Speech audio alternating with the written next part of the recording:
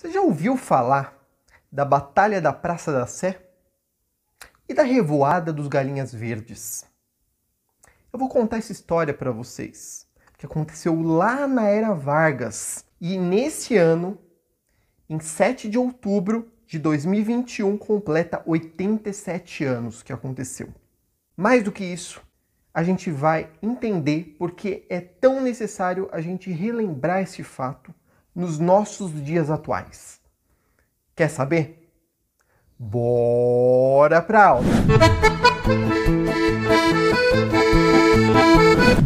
Fala galera, bem-vindos a esse canal. Eu sou o professor Alexandre Terini, eu sou professor, historiador e mestre em História formado pela PUC São Paulo e também educador da rede Emancipa de Cursinho Popular e educador youtuber. Hoje a aula a gente vai falar de um episódio muito interessante que repercute até os dias atuais, que é sobre a Batalha da Praça da Sé, ou a Revoada dos Galinhas Verdes. Vamos entender por que esse nome, o que aconteceu nesse momento, num contexto da Era Vargas no Brasil. A música que introduz todas as minhas videoaulas tem tudo a ver com o assunto de hoje. Bella Ciao, que é uma música cantada lá na Itália há séculos. E aí fica de lição de casa para vocês pesquisarem e entenderem do que eu estou falando.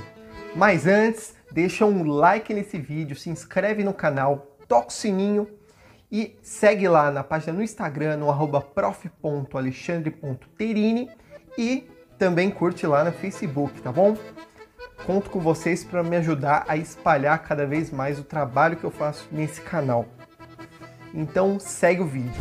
Resumidamente, a Batalha da Praça da Sé foi um conflito entre antifascistas e integralistas no centro da cidade de São Paulo em 7 de outubro de 1934. Mas como todo assunto em história, a gente precisa primeiro contextualizar. E o que estava acontecendo, não apenas no Brasil, mas no mundo nesse momento. Importante dizer que o contexto da década de 1930 é de radicalização política no Brasil e no mundo.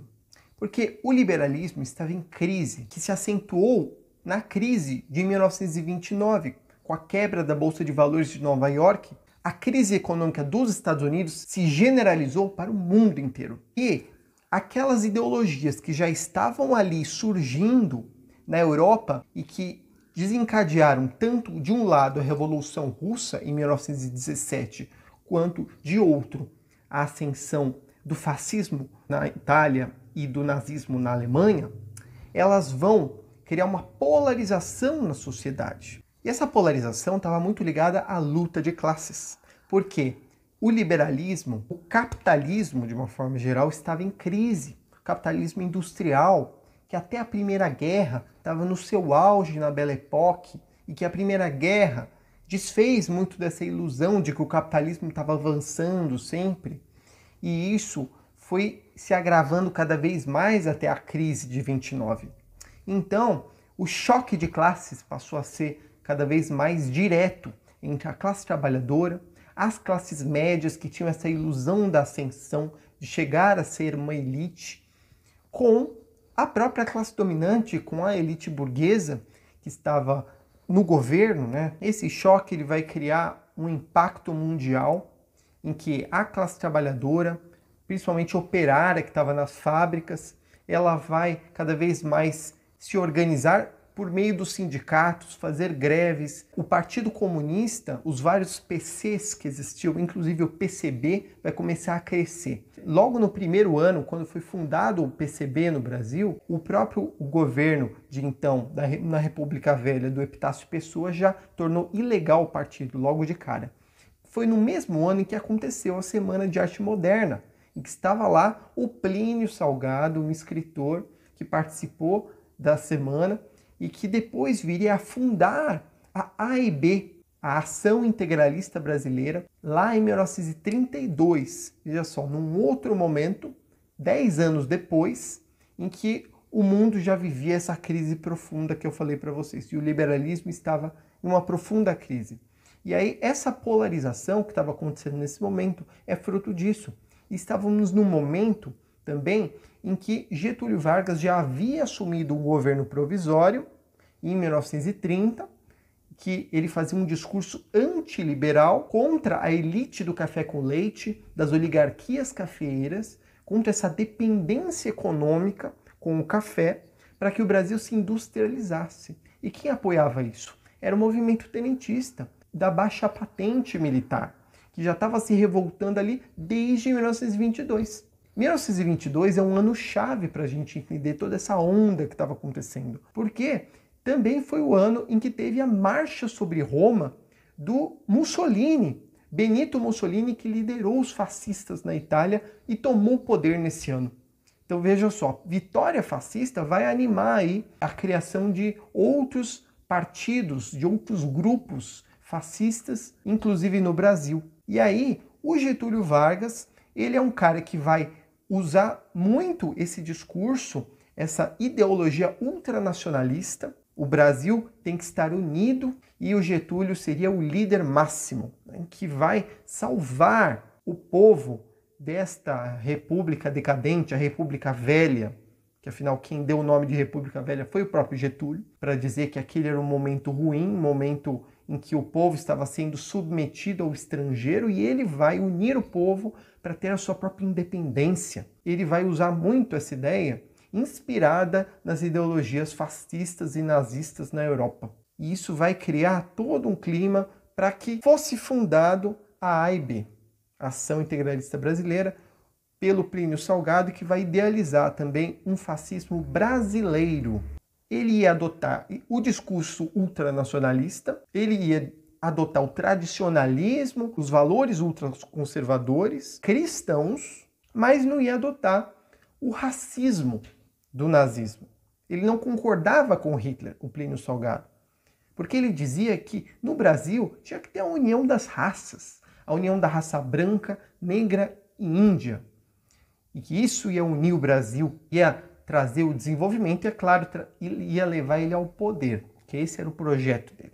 Plínio Salgado queria chegar pessoalmente ao poder, entrar no lugar do Getúlio, mas ele viu o Getúlio como uma oportunidade para concretizar o plano dele. E o contexto internacional do nazifascismo vai inspirar o movimento integralista, mas não só na ideologia, mas também na simbologia.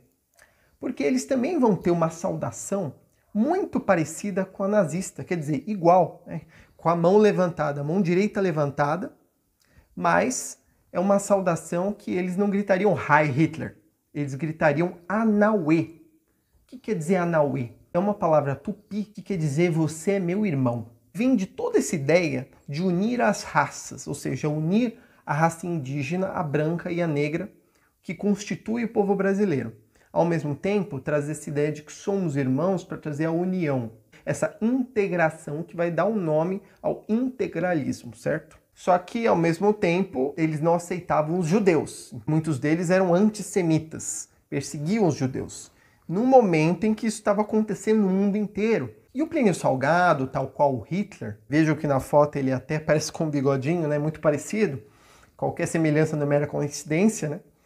Ele vai idealizar um símbolo também para o movimento dele, e que, ao contrário da suástica, vai ser o sigma, que é uma letra grega que quer dizer somatória, para trazer essa ideia da união do povo brasileiro. Veja só, tudo que tem a ver com integração, com união, que lembra muito o feixe, que era o símbolo do fascismo italiano, que queria dizer também união, fraternidade, porque era como se fosse um machado com várias estacas de madeira no seu entorno, para falar que a união faz a força, né? Inclusive, essas características do fascismo e do nazismo, eu falei bastante numa videoaula aí sobre nazismo e fascismo. Podem ver aqui na descrição do vídeo, tá bom?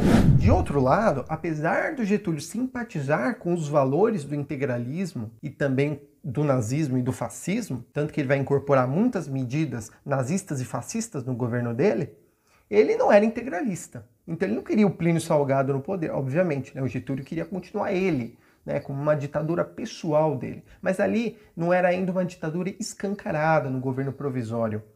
Tanto que, depois da Revolução Constitucionalista de 32, ele vai se sentir muito pressionado a fazer uma Assembleia Nacional Constituinte, que vai haver em 1934. Nessa Constituição, de 1934 vai ser determinadas leis trabalhistas, vejam só. O Getúlio ele vai se inspirar muito na Carta del Lavoro do Mussolini para trazer isso para o Brasil, com novos direitos, direito às férias, direito ao salário mínimo, ao seguro-desemprego, licença maternidade para as mulheres, porque ele pessoalmente queria dar os direitos para os trabalhadores. E tirar essa ideia de que os trabalhadores se mobilizando através dos sindicatos vão conquistar os seus direitos, que era uma coisa que estava acontecendo muito no Brasil. Desde lá da greve geral de 1917, os trabalhadores se mobilizavam a partir dos sindicatos e quem liderava eram os comunistas e anarquistas. Os anarquistas tinham se enfraquecido lá na República Velha e aí entraram em cena os comunistas desde a fundação do Partido Comunista Brasileiro em 1922, que foi fundado por muitos ex-anarquistas, inclusive o Luiz Carlos Prestes, que seria o cara que ia liderar a coluna Prestes. Desde aquela época, o Partido Comunista era ilegal no Brasil. E o Getúlio não queria dar espaço para eles, não. Por isso que ele veio com um discurso trabalhista, que queria dizer: vocês trabalham e eu dou os direitos para vocês. Vai ser o meu governo que vai estar dando para vocês esse direito. Porque eu sou o salvador, né? Eu sou o pai dos pobres. Então esse discurso populista, personalista, vai pegar. E ele vai cada vez mais fazer essa propaganda para convencer o operariado, o trabalhador, que ele era aliado, que ele era o pai. Isso era uma forma de combater os comunistas. E se aliando aos integralistas nesse momento era interessante, porque era uma forma de combater os comunistas. Então assim, se de um lado nas classes médias elas estavam mais tendendo ao fascismo, tanto que o fascismo vai conseguir nas classes médias que estavam revoltadas, né, com a crise do liberalismo, revoltadas com aquela expectativa de ascensão social que eles tinham, mas não conseguiram com a crise, eles vão começar a aderir ao fascismo, querendo radicalizar. E é aí que a ideologia fascista vai se espalhar. De outro lado, principalmente os operários, mas também uma parte intelectual da classe média vai aderir ao Partido Comunista. E também, junto com eles, os social-democratas vão se juntar numa frente única antifascista no Brasil, se espelhando também na frente única que estava acontecendo na Europa e que não estava indo muito bem das pernas, mas eles estavam tentando ali derrotar o fascismo. O Partido Comunista vai liderar a criação da ANL, Aliança Nacional Libertadora, que ia tentar combater o fascismo no Brasil. E aí, nesse processo de polarização e radicalização ideológica no governo constitucional do Getúlio Vargas, que vai lá de 1934 até 1937, os integralistas eles vão marcar um comício no dia 7 de outubro de 1934 para acontecer na Praça da Sé, no centro de São Paulo. E por quê? Porque nessa data tinha sido escrito o Manifesto Integralista pelo Plínio Salgado. E eles queriam comemorar 2 anos desse manifesto. E aí na propaganda eles colocavam assim a frase: integralistas, armai-vos, que era já um indicativo do tom radical desse movimento. Desde o início do ano de 1934, fascistas e antifascistas já vinham se enfrentando em várias cidades. E dessa vez não ia ser diferente, só que ia ser um enfrentamento de peso. E aí, assim que souberam da convocação dos integralistas em São Paulo, os antifascistas da capital paulista começaram a se organizar para impedir a realização do evento. E aí os anarquistas, os social-democratas, os trotskistas, os stalinistas, enfim, os comunistas de todas as vertentes começaram a planejar, se articulando através da Frente Única Antifascista, que não tinha uma direção centralizada, e aí eles entrariam em confronto com os fascistas no centro de São Paulo. Mas como aconteceu? Os integralistas chegaram lá com os seus uniformes verde musgo, que davam o nome para eles de galinhas verdes, que era associado aos camisas negras lá na Itália, né, dos fascistas, e trouxeram também as suas bandeiras com o sigma, como eu falei para vocês, muito próximo à estética nazista. E aí quando os antifascistas da Frente Única já estavam preparados para confrontar os integralistas, a polícia apareceu e cercou o desfile ali para fazer a segurança, garantir o desfile, trazendo umas metralhadoras. Mas mesmo assim, não conseguiu impedir o ataque dos antifascistas. Tem algumas fotos que eu vou passar para vocês aí que mostram a confusão que aconteceu. A manifestação acabou em tiro, correria, e aí terminou com 7 mortos. Teve um estudante antifascista que morreu, mais 3 integralistas, 2 agentes policiais e um guarda civil. Teve cerca de 30 feridos. E aí os integralistas saíram correndo. E aí naquele mesmo dia saiu o Jornal do Povo, uma edição do jornal do Barão de Itararé, que era um humorista lá do Rio de Janeiro, em que ele colocava na primeira página, na manchete ali, o integralista não corre, voa. Em que ele relatava aí o que tinha acontecido na Praça da Sé, mostrando a desordem na debandada dos integralistas que foram afugentados pelos antifascistas. Isso encheu de orgulho a Frente Única Antifascista naquele momento. Tanto que a chamada Batalha da Praça da Sé ficou conhecida na história como Revoada dos Galinhas Verdes, para mostrar como foi a humilhação naquele dia dos integralistas diante da força da unidade antifascista. E que nem a polícia do governo Vargas, que era simpatizante dos integralistas, conseguiu impedir que isso acontecesse. Tamanha era a força dos antifascistas. Mas eles perderam a batalha, não a guerra. Porque em 1935, um ano depois, o governo Vargas vai fechar a sede da ANL, da Aliança Nacional Libertadora. E isso vai despertar no movimento, principalmente dos comunistas, liderados pelo Luiz Carlos Prestes, uma revolta muito grande que vai gerar a chamada intentona comunista. Foi uma revolta, uma quartelada, né, porque foi basicamente de militares que tentaram assumir o poder por meio de um golpe e que não deu certo, né, e que foi debelada pelas tropas de Vargas, em que Luiz Carlos Prestes foi preso junto com a Olga Benário, a sua esposa, e que a Olga Benário seria deportada para o governo alemão, que mandaria para um campo de concentração nazista lá em Auschwitz, na Polônia, que ela morreria lá. A ofensiva do governo Vargas seria muito forte contra os comunistas e contra os antifascistas. Em 1937, os integralistas apoiariam o golpe do Estado Novo, em novembro, que seria disseminado aquela conspiração, aquela teoria da conspiração que foi o Plano Cohen, baseado num documento falso que foi forjado, dizendo que os comunistas tomariam o poder e queimariam as casas das pessoas, e destruiriam a religião, impondo o ateísmo, enfim, outras fake news aí que foram propagadas pelos próprios militares do governo Vargas para legitimar o golpe do Estado Novo em nome da segurança nacional. E aí surgiu a primeira Lei de Segurança Nacional. E foi antes da ditadura de 64, que inspiraria, inclusive, a Lei de Segurança Nacional lá. E aí, com o apoio dos integralistas, isso ocorreria, já que o Plínio Salgado envia no Vargas, né, uma ponte para que ele assumisse um cargo público ali e entrasse no poder num outro momento, né? Mas que seria já uma ascensão integralista ao poder com o golpe do Estado Novo. Mas que não se concretizou, porque o Getúlio não incluiu ele no governo. E aí ele se sentiu traído e articulou um golpe que seria chamado a intentona integralista em 1938, em que um grupo de integralistas invadiria o Palácio do Catete, mas que daria muito errado e seriam esmagados pelas tropas varguistas, e que o Plínio Salgado acabaria preso no ano seguinte, 1939, e teria que se exilar.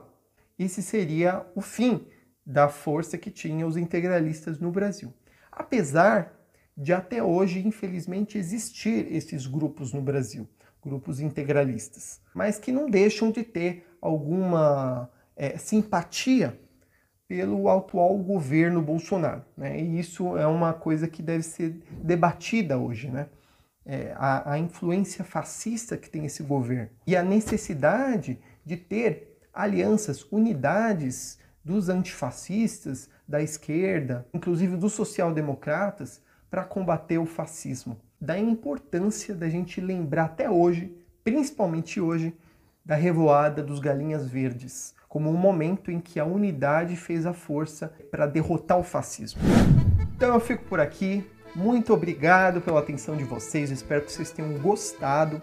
Se vocês gostaram, se vocês têm uma opinião sobre isso, alguma dúvida sobre o tema, deixa aqui um comentário que eu vou ficar muito feliz em responder vocês.